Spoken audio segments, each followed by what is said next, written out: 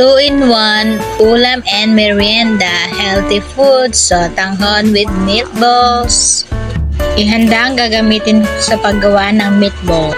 Lagyan ng itlog ang giniling, lagyan ng magic sarap, paminta, at sa paggawa ng meatballs, kunin lang ang giniling, lagyan ng itlog, lagyan ng magic sarap, paminta, konting asin, maghiwa ng sibuyas at bawang na dinurog para hindi masyado makita sa meatballs mga Mars. Ilagay ang bawang at sibuyas na dinurog o hiniwa sa giniling. Ilagay natin ang maraming carrot, limekas-mekus o halu-haluin natin ang ginawa nating meatballs mga Mars.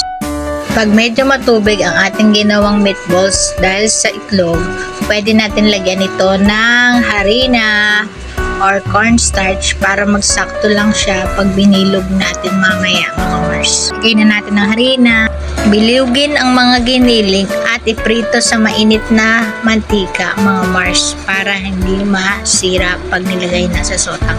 Siguraduhin lang luto ang magkabila ng balls at baliktarin. Mag-isa lang tayo ng bawang at sibuyas at gagawin na natin ang sotanghon gisado. Ayan. Naglagay lang ako ng mainit na tubig at nilagyan ng nor cube at konti pang paminta mga Mars. Titimplahan lang natin ng tubig para magkalas. Lagyan natin ng patis at gagawa tayo ng atswete pampakulay sa sotanghon. Naglagay lang ako ng atswete, naglagay ng mainit na tubig. Tunawin lang hanggang kumulay sa tubig ang atswete.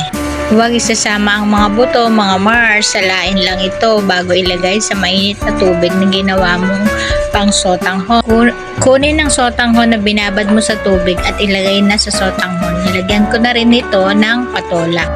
Ilagay na natin ang mga meatballs para lalong lumasa. Ilagay na natin ang leeks at malunggay mga Mars. Ito na ang pinakamasustansyang sotanghon soup. Bye! Thank you Lord!